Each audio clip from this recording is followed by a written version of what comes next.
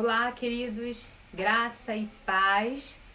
Meu nome é Poliana e nós estamos aqui para o nosso terceiro momento de ministração da palavra sobre o tema Encontros no Jardim. E ontem, na verdade no vídeo anterior, nós falamos sobre o encontro no Jardim do Getsemane, onde o Senhor esteve em oração, mas onde ele também foi preso. E nós paramos exatamente nesse momento da prisão de Jesus. Eu quero dar sequência na palavra, dizendo sobre o caminho da saída do Getsemane até a cruz. E para isso nós vamos usar o texto aqui de Marcos, capítulo 14, e nós vamos estar lendo a partir do verso 53, a gente vai estar caminhando a partir daí, né? O texto vai dizer que Jesus, quando é preso no Getsemane, ele vai ser levado, então, para o Sinédrio.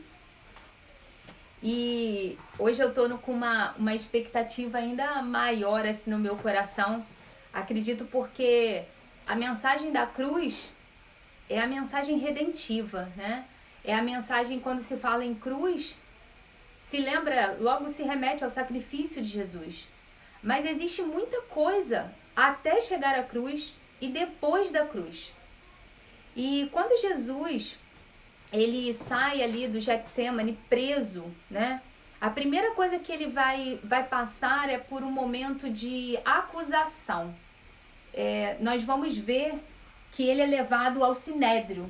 Acompanha comigo esse texto, que vai dizer assim: levaram Jesus ao sumo sacerdote e ajuntaram-se todos os principais dos sacerdotes e os anciãos e os escribas. E Pedro seguiu de longe até dentro do pátio do sumo sacerdote, estava sentado com os servidores enquanto aquentando-se ao lume. Então, a primeira coisa que vai acontecer é que Jesus ele vai ser levado ali para o Sinédrio e vão estar ali as autoridades, todo aquele povo vai estar ali justamente para poder estar fazendo uma acusação a Jesus. A inveja, o temor de quem Jesus era, do que Jesus fazia, começou a tomar conta do povo, da liderança, melhor dizendo, e eles começaram a reagir. E a forma deles reagirem, a primeira forma deles reagirem foi prendendo Jesus. Eles já estavam arquitetando isso e eles prendem Jesus. Só que eles prendem Jesus já à noitinha. E eles levam Jesus para esse julgamento deles, né? E nesse julgamento judaico, onde estava o Sinédrio, onde estavam aqueles que julgavam, Jesus vai ficar calado. E nesse meio tempo que Jesus vai ficar calado, eles continuam a incitar e a falar, e até que Jesus ele vai se declarar, né? A gente vai ver aqui no texto, deixa eu ir para o texto de Lucas, quero ler com você Lucas, o mesmo texto que a gente está lendo aqui, mas eu quero ir lá para o texto de Lucas. Jesus perante o Sinédrio, que é Lucas 22. Eles detêm Jesus, começam a zombar e a ferir. E ele passa por um processo também que, enquanto ele está ali sendo julgado, Pedro, seu discípulo, está o traindo do lado de fora. Então ele passa ali primeiro pela prisão, ele passa por essa acusação, né, esse julgamento no Sinédrio, e ele passa por esse momento da traição. E como o Sinédrio ele não tinha mais poder porque a cidade estava sob o domínio de Roma, eles tinham que levar de alguma forma Jesus para ser julgado por Roma. Então eles vão levar Jesus para o julgamento romano. E é aí que Jesus passa por ao mesmo tempo que ele passa pela acusação, ele passa pela pressão de que alguns queriam muito que ele realmente fosse preso. Outros, no entanto, entendiam que não havia necessidade dele ser preso. E nesse processo todo, ele vai passar por esse momento de se calar e de ser exposto a esse julgamento contínuo. Então, aqui vai dizer assim, ó: e vedando-lhe os olhos, feriram no rosto e perguntaram-lhe: profetiza-nos, quem que te feriu? E outras muitas coisas diziam contra ele, blasfemando. E logo que foi dia, juntaram-se os anciãos do povo e os principais dos sacerdotes e os escribas e os conduziram ao seu concílio. E lhe perguntaram: se tu és o Cristo, dize-nos. E ele replicou: se vô-los disser, não crereis. E também se vos perguntar, não me responderei, nem me saltareis. Desde agora, o Filho do Homem se assentará à direita do poder de Deus. Nesse processo de caminho para a cruz, ele preso, ele vai ser julgado, ele vai ser acusado, mas ele também vai anunciar, enfim, o processo para o qual ele estava vindo, para o qual ele tinha vindo. Ele anuncia para que todos saibam que desde agora o Filho do Homem se assentará à direita do poder de Deus. Ele tá dizendo para aquele povo assim: vocês podem fazer o que vocês quiserem, mas vai se cumprir, está próximo, falta pouco para se cumprir. E eu volto para o Pai, e eu vou me assentar à direita do Pai, eu vou entrar no meu governo, eu vou voltar para o meu governo. E nesse momento desse julgamento, né, existe uma substituição. Porque quando ele vai perante Pilatos e ele vai perante Herodes, e existe ali um empurrar de responsabilidades, né? Ninguém queria se responsabilizar, enfim, mas ao final, quando eles decidem que então vamos fazer assim, na época da Páscoa a gente sempre solta um prisioneiro. Então nós vamos soltar um prisioneiro e quem que vocês querem? Que eu solte Jesus ou Barrabás? E naquela pressão daquele momento, o povo preferiu e o povo declarou que queria Barrabás. Só que interessante porque lá em João 19 vai dizer o seguinte, olha, verso 11. Nenhum poder tereis contra mim, se de cima te não fosse dado, mas aquele que me entregou, a ti maior pecado tem.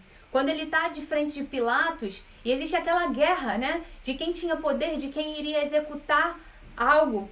E aí ele vai falar que, na verdade, nenhum deles tinha poder para executar aquele julgamento naquele momento, mas tudo estava debaixo da autoridade, do poder de Deus, e era o próprio Deus que estava permitindo aquilo tudo que estava para acontecer. Então, ele vai passar por esse momento, né, aonde eles vão colocar Barrabás solto e vão prender Jesus. E em Mateus, eu estou usando, queridos, os textos, porque os textos eles são complementares. O primeiro evangelho a ser escrito foi o evangelho de Marcos, é o evangelho onde o apóstolo estava presente, ele relatou aquilo que ele viu, ele estava ali, e ele tem as fontes históricas. Mas depois, os textos de Mateus, o texto de Lucas, eles vão ser escritos com visões e ângulos, né, que vão dando pra gente outras observações. Lucas era médico, então Lucas dava uma observação científica a tudo que ele via. E assim a gente vai vendo os evangelhos se complementando. Então, quando eu consulto, é porque algumas coisas a gente não encontra em um evangelho, outras coisas nós vamos encontrar no outro evangelho. E eu estou criando aqui, eu estou contando a história, mas eu estou formando uma narração, tentando trazer para vocês a maior parte de informações e conhecimentos numa linha histórica, numa linha do tempo. Então, Mateus, no capítulo 27, no verso 26, vai dizer assim: então soltou-se Barrabás, e tendo mandado açoitar Jesus, entregou-o para ser crucificado. Então, no meio do processo para a cruz, a gente viu Jesus foi preso, ele foi acusado pelo julgamento judaico, né? O Sinédrio. Depois ele anunciou para onde ele iria, como tudo aconteceria. Ele passa pela traição de Pedro, lá fora Pedro está traindo ele, está negando ele. Ele passa pelo julgamento romano e ele passa por essa substituição. Os homens preferem, o povo grita, Barrabás, um condenado, um homem que estava julgado, estava preso, ao invés de Jesus. E então, nesse momento, a gente começa a verificar algumas coisas quando Jesus começa a sofrer já os primeiros momentos de dor. Porque até então, o Senhor Jesus, como humano que era, ele já estava dilacerado no seu interior. Ele estava sendo traído, ele estava sendo acusado. Mas perceba que desde o Getsemane até esse momento, ele se mantém lúcido. Quantas pressões nós vivemos, emocionais e tudo, mas nós precisamos nos manter lúcidos.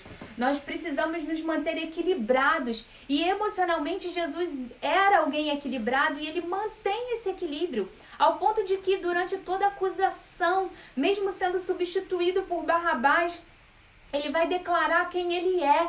Ele não perdeu a essência dele. Ele não perdeu a identidade dele. Ele não perdeu isso.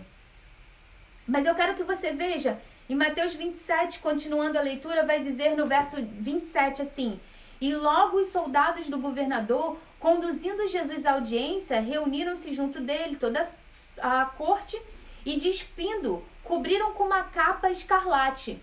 Ou seja, quando ele está aqui, nessa primeira parte perante Pilatos, Pilatos não acha, né, nem nada que pudesse julgar. Ele vai e coloca que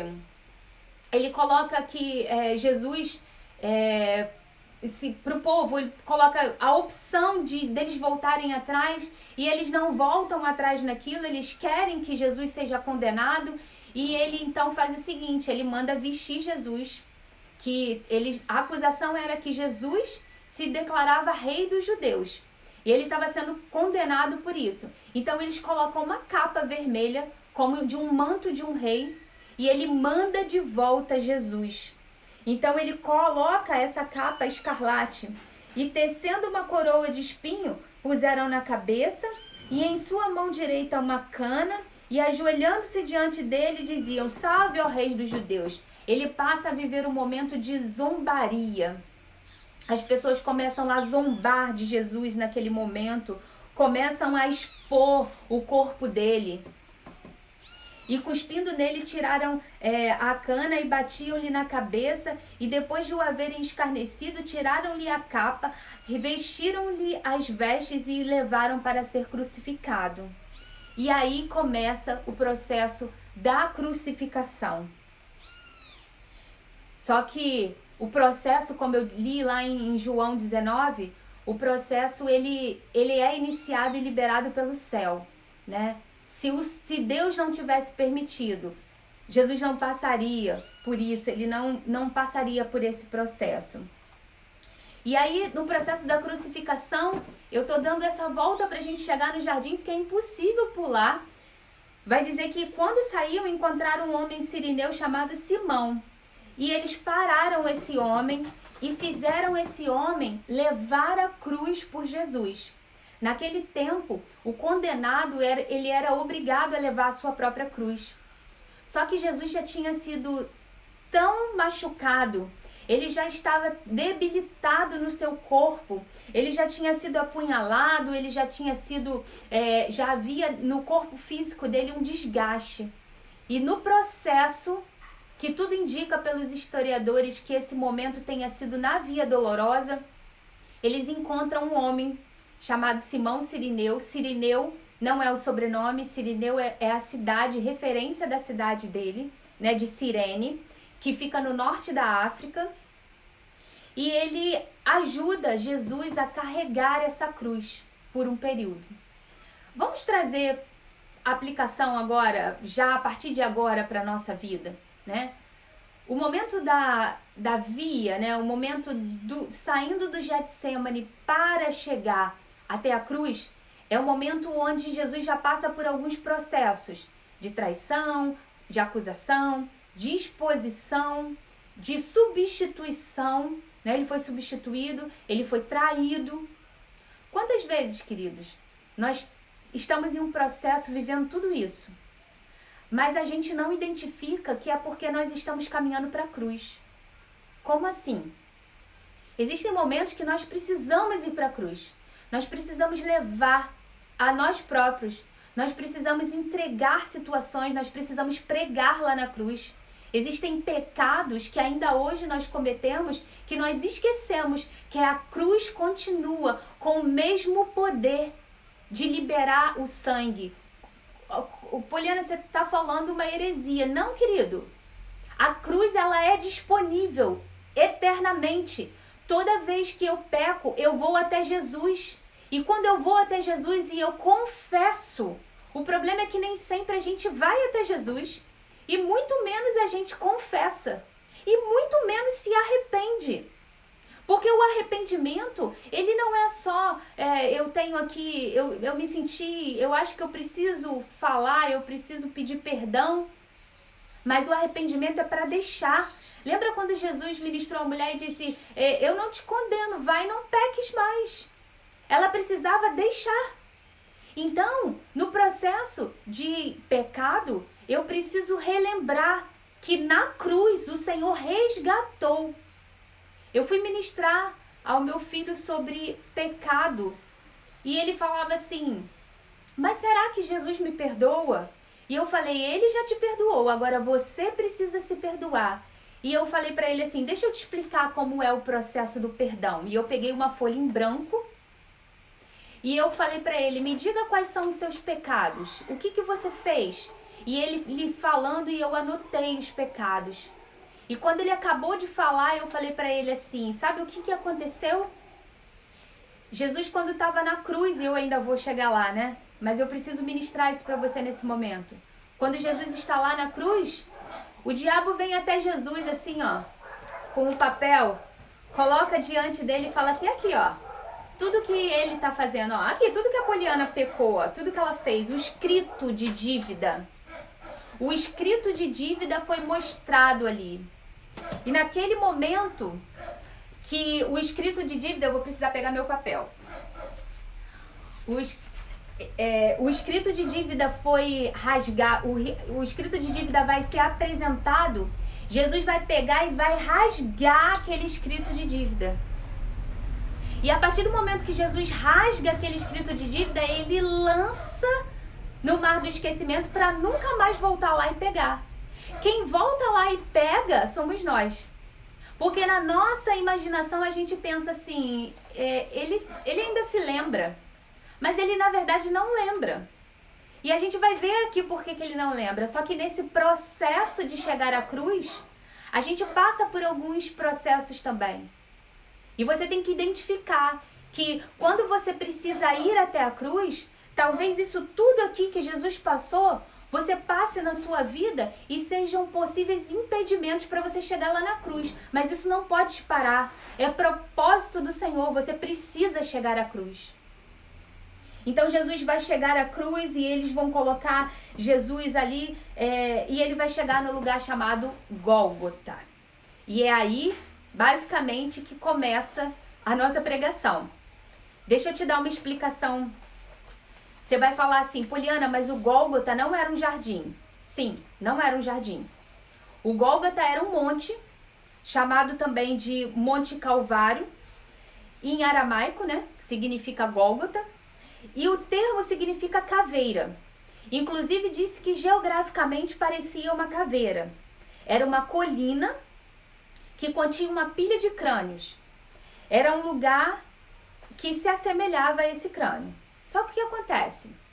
O texto de João, quando eu expliquei para vocês que é necessário a gente estudar sobre os evangelhos e encaixar essa história, o texto de João vai dizer que do Calvário, aonde ele vai ser crucificado, até o local onde ele vai ser sepultado, que é um jardim, a distância é de 300 metros. Eu imagino, você já deve ter ido em algum cemitério que parece um jardim, como por exemplo aqui no Rio de Janeiro a gente tem o Jardim da Saudade. É um espaço muito grande e parece realmente um jardim, é um lugar até aparentemente bonito em relação a outros cemitérios. E nesse lugar, você imagina comigo que é uma área muito grande, aonde eles dividem os locais de sepultamento, o local onde é feito o velório, a questão administrativa, o estacionamento. Na minha mente eu imagino que o lugar, o Gólgota, ele ficava mais ou menos dentro da circunferência aonde estava esse jardim. E por isso eu digo que o encontro no jardim aqui, ele é de morte e sepultamento. E você vai entender por quê. Então a gente está lá no Monte Calvário, a gente está no Gólgota, e Jesus ali ele vai ser crucificado. E vocês sabem que a crucificação é algo muito mais forte do que a gente lê aqui. Existem muitas coisas que acontecem. Mas acompanha comigo a leitura, eu estou em Mateus 27. Chegando ao lugar chamado Gólgota, que significa lugar da caveira, deram-lhe a beber vinho misturado com fel. Deixa eu fazer um parênteses. Jesus foi crucificado aqui, mas geralmente os sepulcros, eles ficavam fora dos muros da cidade. Guarda essa informação que ela vai ser preciosa. Jesus vai ser sepultado dentro. Os mortos eram sepultados fora. Deram-lhe de beber vinho misturado com fel, mas ele, provando, não quis beber. E havendo crucificado, repartiram as suas vestes, lançando sortes, para que se cumprisse o que foi dito pelo profeta. Repartiram entre si as minhas vestes, e sobre a minha túnica lançaram sortes. E assentados o guardavam ali. E por cima da sua cabeça puseram a escrita e suas acusações. Este é Jesus, o rei dos judeus. Ele foi morto pelos judeus, ele foi condenado pelos judeus por se dizer rei dos judeus. Essa era a acusação. Como nada podia ser acusado, eles usaram como a blasfêmia. Como Pilatos lavou, ele não quis, né? Pilatos diz, lavo minhas mãos, ele não quis se responsabilizar. E quando existe essa troca de Barrabás por Jesus, então ali eles seguiram e colocaram na acusação aquilo que eles estavam julgando, né? Jesus. E foram crucificados com ele 2 salteadores, um à direita e outro à esquerda. E os que passavam blasfemavam dele, meneando a cabeça, dizendo: Tu que destróis o templo e em 3 dias o reedificas, salva-te a ti mesmo, se és filho de Deus. Desce dessa cruz. E da mesma maneira também os príncipes dos sacerdotes, com os escribas, os anciãos, os fariseus, escarnecendo, dizendo: Salvou os outros e a si mesmo não pode salvar-se? Se é o rei dos Israel, desça agora da cruz e creremos nele. Confiou em Deus, livra-o agora se o ama, porque disse: Sou filho de Deus. E o mesmo lhe lançaram também em rosto os salteadores que com ele estavam crucificados. E desde a hora 6ª houve trevas sobre toda a terra. Eu preciso te levar agora a uma outra informação. Na hora que Jesus foi crucificado, era aproximadamente 8 horas da manhã. Na hora que o céu escurece, esse horário que a gente acabou de ver, é aproximadamente meio-dia.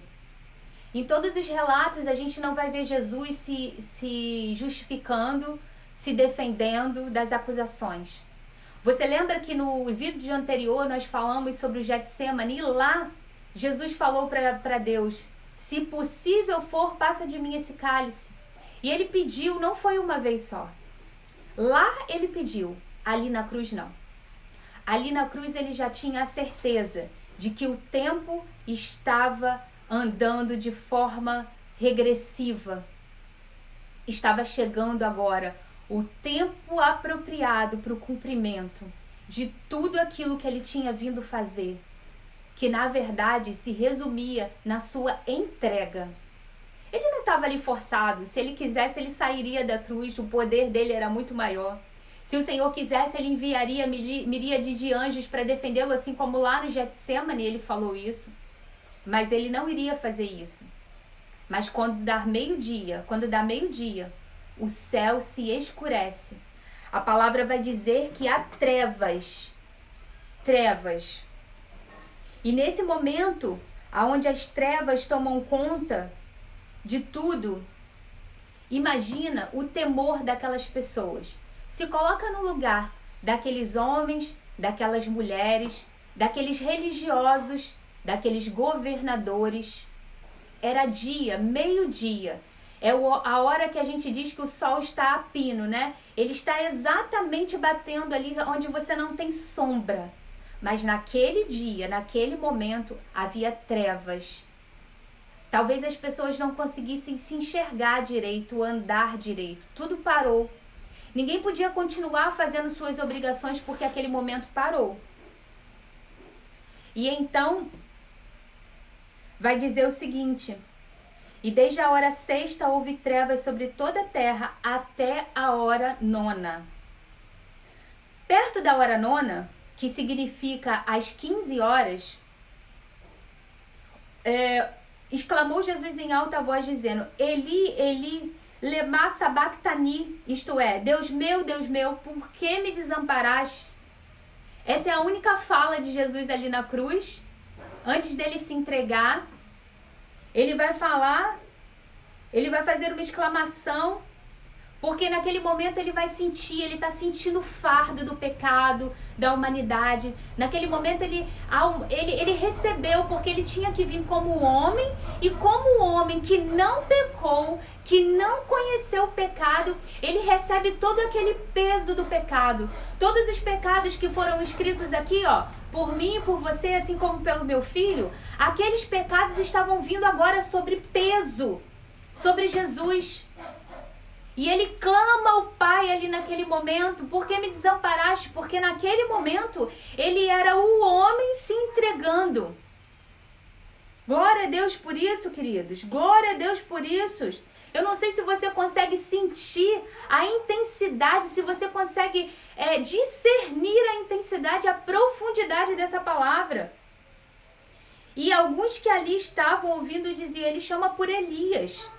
E logo um deles, correndo, tomou numa esponja, embebedou-as em vinagre e, pondo-a numa cana, deu-lhes de beber. E os outros diziam: vejamos se Elias vem livrá-lo. E Jesus, clamando outra vez com grande voz, entregou o Espírito. Queridos, nessa hora que Jesus entrega o Espírito, vamos lá no texto de Marcos. O texto de Marcos vai dizer assim, ó: e Jesus, dando um grande brado, expirou. Certo? E o que acontece quando Jesus ele entrega o Espírito dele? No momento que Jesus entrega o Espírito dele, existe um fenômeno que acontece. Aqui, tanto em Mateus, Marcos vai falar sobre o templo, mas aqui em Mateus ele vai dizer assim: eis que o véu do templo se rasgou em dois de alto a baixo e tremeu a terra e fenderam-se as pedras. Presta atenção, estava tudo escuro, tudo estava escuro, e quando Jesus entrega o Espírito dele, ou seja, ele morre como homem, para nos resgatar dos pecados, ele sobre si está com todos os pecados. Quando ele entrega o seu Espírito, lá no templo, o véu se rasga de cima a baixo. Talvez você nunca tenha parado para pensar nisso, mas o véu do templo não era uma seda fina. O véu do templo, ele era um linho fino torcido, que vinha do alto até abaixo e fazia separação entre o Santo dos Santos, o lugar onde só o sacerdote entrava, às vezes uma vez ao ano, e eles tinham os turnos, E às vezes uma vez ao ano que eu digo, porque um sacerdote entrava uma vez ao ano. Existiam os turnos, quando chegasse a vez de um sacerdote, do outro sacerdote entrar. E eles entravam ali amarrados com uma corda em seus pés, porque caso eles não tivessem purificados, eles seriam mortos naquela hora. Então eles tinham um sininho amarrado nos seus pés e eles tinham que ser puxados para fora. Ninguém podia entrar no Santo dos Santos. Era o lugar santíssimo. Era o lugar onde o sacerdote... O que significa o sacerdote? O intermediário ia fazer expiação pelo pecado. Ele iria oferecer sacrifício, oferta, iria interceder pelo povo. Iria adorar, orar e então ele iria fazer essa intermediação. Queridos, quando Jesus morre na cruz, o véu é rasgado, ou seja, Jesus se torna o sumo sacerdote. Não existe mais necessidade de intermediário entre nós e Deus. Não existe mais necessidade de sacrifícios, porque ele se tornou sacrifício na cruz. Ele foi o próprio sacrifício entregue. Você consegue entender isso? E o véu é rasgado porque não existe mais a necessidade. Para que nós tenhamos acesso a Deus, nós vamos direto a Jesus. Nós temos acesso livre ao Pai. E quando aquele véu do templo é rasgado, imagina quem estava do lado de fora. Imagina quem estava no turno como sacerdote. O desespero que deve ter sido aquilo. E naquele momento, a palavra diz que estremeceu, houve tremor em toda a terra, houve um terremoto. Israel, aquela nação, naquele momento, foi abalada, porque o sangue... Vamos voltar ao primeiro jardim? O primeiro sangue derramado, quando Deus pegou e imolou o animal, cortou, matou, tirou a sua pele e cobriu o homem por causa do pecado. Da segunda vez que um sangue toca a terra, no Getsêmani, quando Jesus, angustiado, ele sua gotas de sangue e o seu sangue toca a terra. Dessa vez, todo o sangue de Jesus toca a terra e a terra estremece. Oh, glória a Deus por isso, querido. Glória a Deus por isso. Eu imagino a terra tremendo. A palavra vai dizer que os mortos ressuscitaram. Imagina o pavor. Lembra da informação de que do lado de fora da cidade estavam os sepulcros? Imagina o temor daquele povo. Escuridão, tremor e mortos sendo vistos, ressuscitados. O que estava acontecendo? É muito mais do que uma leitura como nós fazemos. O texto diz, e abriram os sepulcros, e muitos dos corpos de santos que dormiam foram ressuscitados. As pedras se fenderam. E saindo dos sepulcros depois da ressurreição, entraram na cidade santa e apareceram a muitos. Você viu? O sepulcro era do lado de fora da cidade, porque o morto era algo imundo. O judeu, ele não tocava, não tinha acesso no corpo sem depois se purificar. E o centurião e os que com ele guardavam a Jesus, vendo o terremoto e as coisas que haviam sucedido, tiveram grande temor e disseram, verdadeiramente este era o Filho de Deus. E estava ali olhando de longe muitas mulheres que tinham seguido Jesus desde a Galileia, e entre as quais estavam Maria Madalena, aquela que foi sua seguidora, depois que Jesus a libertou de muitos demônios, Maria, mãe de Tiago e de José, e a mãe dos filhos de Zebedeu. Queridos, é muito tremendo olhar para essa cena e, na verdade, se colocar lá. Imagina você, mulher que está aí ouvindo. Eu sei que eu tenho muitas mulheres aqui ouvindo. Imagina você sendo uma dessas três que estão ali, aos pés da cruz. Pesquisando, eu vi que a cruz era algo pequeno, né? Era algo assim baixo. Elas ficavam mais ou menos numa altura de forma que elas conseguiam ver. E elas vendo aquele sofrimento e o sangue descendo. E de repente, aquele sangue todo que toca o chão faz esse estremecer todo. Só, queridos, que tem algo. A hora nona, que era 15 horas, significa que Jesus morreu 3 horas antes de começar o Shabá, o sábado. Os judeus, quando chega nesse horário, eles não fazem mais nada. É o tempo do descanso e que eles entendem assim, que eles não podem fazer nenhum trabalho.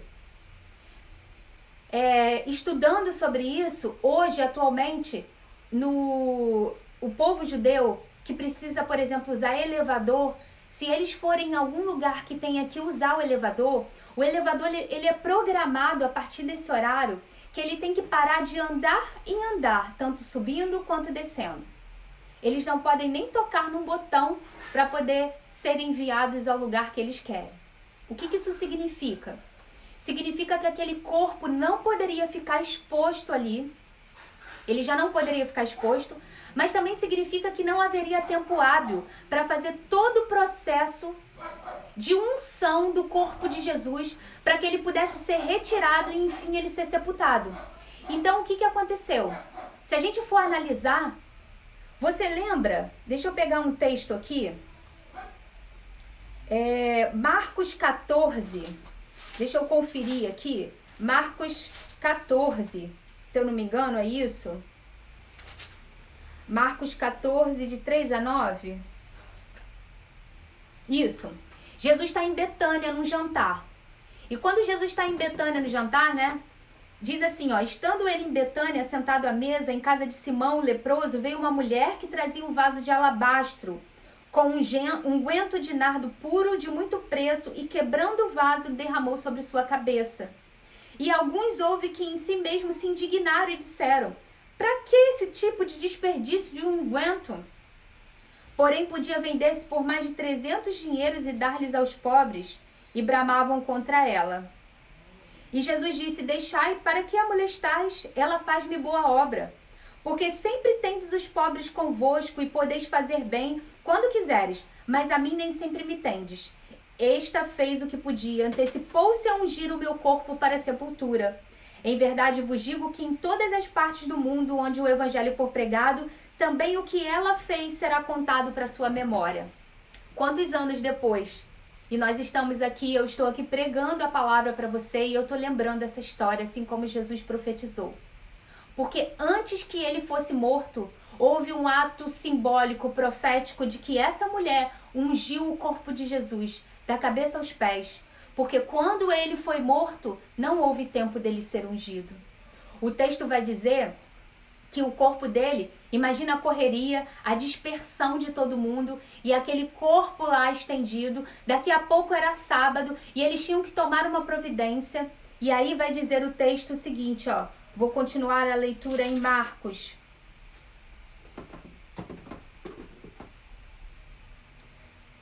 Marcos 15, 42. E chegada a tarde, porquanto era o dia de preparação, isto é, véspera de sábado, chegou José de Arimateia, senador honrado, que também esperava o reino de Deus, e ousadamente foi a Pilatos e pediu o corpo de Jesus.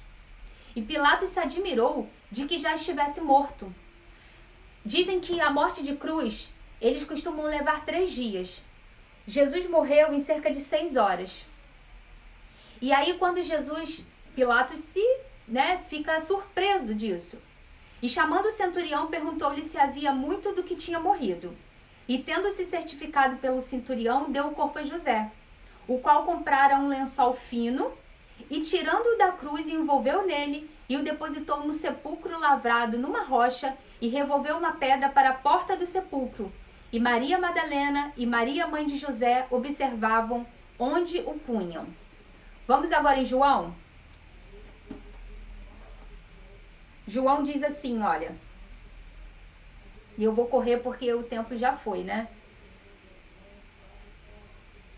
Depois disso, José de Arimateia, o que era discípulo de Jesus mais oculto por meio dos judeus, rogou a Pilatos que lhe permitisse tirar o corpo de Jesus.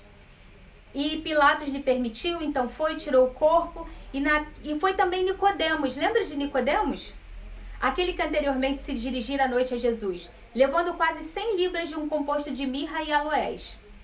Tomaram, pois, o corpo de Jesus, o envolveram em lençóis com as especiarias, ou seja, Marcos, como eu disse, foi o primeiro evangelho a ser escrito. Ele não diz que eles tiveram tempo de fazer o processo, mas diz que eles pegaram um lençol já com unguento e colocaram nele. Aqui, João vai dizer que eles pegaram, era como se eles tivessem feito o seguinte: vou jogar um perfume na roupa, porque não tem muita como ficar no corpo, vou suar muito, então vou deixar na roupa, porque ele vai exalando da roupa. É meio como se eles jogassem assim no lençol, envolvesse o corpo de Jesus e colocassem ele lá na pedra, né, sepultado. Então, tomaram o corpo e envolveram em lençóis com as especiarias, como os judeus costumavam fazer na preparação para o sepulcro. E havia ali, aqui está o jardim, chegamos ao jardim. Eu falei que existia cerca de 300 metros, né? Eles pegaram, levaram o corpo e no jardim, naquele lugar onde fora crucificado e no jardim, um sepulcro novo que ainda ninguém havia posto. Ali, pois, por causa da preparação dos judeus e por estar perto daquele sepulcro, puseram a Jesus.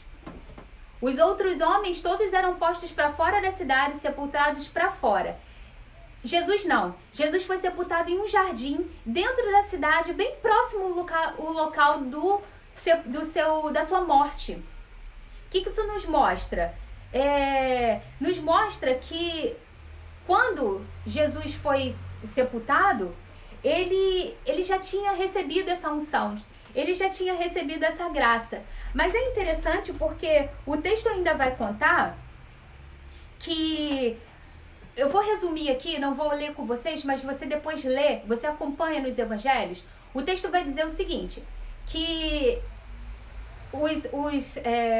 as autoridades mandaram que lá onde ele foi sepultado, já que ele foi sepultado ali, aquele era um jardim e aquele era um sepulcro novo. Nunca ninguém tinha sido colocado ali, né? Na verdade era um jardim, era um lugar de vida.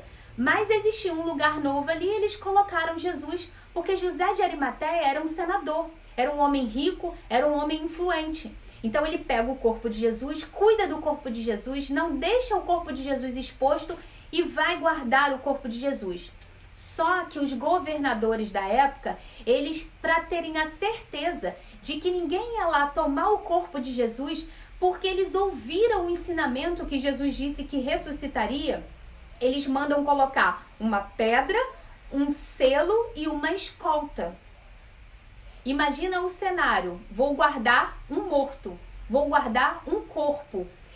Perceba, eu falei um morto, mas o texto original vai falar soma, corpo, não fala o morto. Diz que ele pegou o corpo de Jesus e coloca ali. Veja bem, nós vamos parar aqui, nesse ponto. Porque a gente precisa entrar no momento do sepultamento de Jesus até o momento da ressurreição. Muita coisa acontece. E a gente não vai abordar nesse momento, mas a gente vai abordar num segundo momento. O que eu quero que você guarde nesse momento aqui? O que é preciso que você entenda? É que Jesus sai de um jardim no Getsemane. Ele passa por uma caminhada onde nós aprendemos aqui tantas coisas que ele precisou vivenciar. Ele vai ser crucificado em um ambiente que poderia, pelo que os historiadores dizem, pelo que João escreveu, uma das suposições é que esse lugar da crucificação, ele estava nesse ambiente. Na verdade, é comprovado de que era perto, mas eu acredito nessa análise, né, histórica, geográfica, de que ele estava numa circunferência do jardim. Bem próximo está o Gólgota e ali próximo está o jardim onde Jesus foi sepultado. Mas independente disso, Jesus, na sua morte, nos leva a um encontro com ele num jardim. Que jardim é esse? É o jardim onde nós precisamos ir para a cruz. Para que a gente encontre com Ele no jardim da morte, nós precisamos ser crucificados com Ele. Nós precisamos entregar a Ele, a nós próprios, os nossos desejos, as nossas vontades, as nossas paixões. Nós precisamos confessar a Cristo. E nesse momento lá que eu ministrei a você sobre a questão de que Satanás vem até ele e mostra o escrito da dívida. E ele pega e ele rasga aquele escrito, porque ele toma para si todo o pecado e ele entrega o Espírito a Deus, Cristo naquele momento. Ele torna nova todas as coisas. É uma nova história. Por causa daquele momento, hoje, a história é dividida antes de Cristo e depois de Cristo. Precisou ele morrer. Precisou ele cumprir o que lá em Gênesis, lá no Éden, foi feito um apontamento de que somente o sangue de alguém justo, um homem vindo em carne, que não tinha pecado, mas se tornou maldição no meu lugar, no seu lugar, ele vem então para cobrir-nos. Somente o sangue dele agora é capaz de nos purificar. Não é mais preciso nós usarmos folhas de figueira, não é preciso mais nós usarmos véu, não é preciso mais nós usarmos uma roupa, uma máscara. Não, o sangue agora é suficiente. O sangue de Jesus é poderoso. O sangue de Jesus nos limpa, nos purifica, perdoa os nossos pecados. O sangue de Jesus nos redime. O sangue de Jesus nos resgata. Agora, vocês vão entender por que lá no Éden, Deus não permitiu que o homem continuasse. Ele precisou ser expulso do jardim para não comer da árvore que daria a ele a eternidade morta. Agora, em Cristo, com o sangue redimindo, agora eu posso voltar ao jardim e me reencontrar com ele numa outra realidade. Lembra lá? Onde estás, Adão? Onde estás? Cristo agora vai nos colocar de volta à posição original. Ele vai resgatar o ambiente do jardim. Mas isso daí a gente vai conversar no próximo vídeo. A gente vai compartilhar, a gente vai glorificar sobre essa realidade tão grandiosa dos 3 dias que o Senhor passa e como é esse resgate, como que vai se dar esse resgate da nossa vida, da nossa parte. Vamos orar, querido? A princípio, hoje é tempo de morte. Tempo de morte. Tempo de sepultar aquilo que está morto. Talvez tenha algo morto aí, já morreu. E você não quer sepultar. É preciso sepultar. Só depois de sepultado a chance de ressurreição para a sua vida. Pai, eu quero te agradecer. Obrigada, Senhor. Muito obrigada pelo teu sacrifício santo na cruz. Senhor, nós não temos dimensão, Pai, da tua graça. Mergulhados na tua palavra nessa manhã, Senhor. Mesmo assim, nós não temos a nossa finita capacidade. Mas através de ti, Senhor, nós temos a certeza e a garantia do quão precioso, Senhor, do presente tão grande que o Senhor nos deu. Obrigada, Pai, pelo teu cuidado por nós. Milhares de anos, Senhor. Milhares de anos se passaram. O Senhor não nos abandonou. O Senhor não se esqueceu de nós. Pelo contrário, o Senhor zelou por nós. Mesmo um dia, Senhor, temos errado. Como a palavra diz, Senhor, Paulo vai falar que por um pecado, por um homem o pecado entrou no mundo. Mas por um homem também, Senhor, nós fomos resgatados. Entrou a nós, Senhor, foi dada a salvação. Muito obrigada pelo teu sacrifício. Obrigada porque sendo puro. Obrigada, Senhor, porque sendo justo. Obrigada, Senhor, porque sendo amável, perdoador, mesmo assim o Senhor se tornou maldição por nós. O Senhor preferiu ser pregado na cruz do que ver a humanidade se perder. O Senhor preferiu estar pregado na cruz para nos dar a oportunidade de sermos resgatados e o Teu sangue nos cobrir, Senhor. O Teu sangue nos limpar, o Teu sangue nos comprar, Senhor. O Senhor pagou com sangue, Senhor, as nossas vidas e nós fomos resgatados por Ti. Resgatados da morte espiritual. Hoje nós somos livres em Ti, Pai. Hoje nós temos a oportunidade de nos reencontrar contigo, de comer, Senhor, da árvore da vida e nos encontrarmos um dia contigo, Pai. Muito obrigada, Senhor, pelo seu sacrifício. Não há palavras, Senhor, que possam te agradecer pelo teu sacrifício. Não há palavras, Pai. E é por isso que nós nos entregamos a Ti completamente. Oh Deus, assim como o Senhor se entregou por nós, nós queremos, Senhor, nessa manhã, reassumir um compromisso contigo, de que somos Teus, Senhor, e nada pode nos afastar de Ti, Senhor. Não nos permita nós próprios, Senhor, na nossa humanidade, nos desviarmos do Teu caminho, dos Teus caminhos, nos afastarmos da Tua bondade. Nós somos totalmente dependentes de Ti, Senhor. Nada nós seríamos sem Ti. Obrigada pela morte, Senhor. Obrigada pelo Calvário. Obrigada por Sua morte. Obrigada, Senhor, porque acima de tudo nós temos a certeza de que o Senhor ressuscitou por nós. Graças eu te dou. Aleluia. Querido, eu não sei, talvez você que me acompanha aqui, você já é alguém que teve um encontro com o Senhor. Nós estamos há 3 dias falando sobre encontros, mas nessa manhã eu quero deixar um desafio. Se você olha para você e você vê que você não teve esse encontro com o Senhor, é tempo de você se encontrar com Ele. E às vezes a gente precisa passar por momentos de dor para a gente reconhecer o quão nada nós somos, como uma folha levada pelo vento. Se você ainda não teve esse encontro, ou se você entende que você precisa desse encontro, esse é o momento. Eu quero te convidar nesse momento a confessar a Cristo como Senhor e Salvador. Como Salvador, mas como Senhor. Isso significa de que quem vai comandar a sua vida é Ele.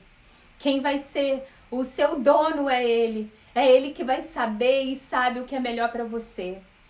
Então, queridos, nessa manhã, eu deixo para você o convite de você ser de Cristo, de você aceitar o sacrifício dele, porque ele se sacrificou por mim e por você, e ele te espera de braços abertos para cumprir em você tudo aquilo que ele projetou no seu coração, porque você é filho amado, filho desejado, filho querido.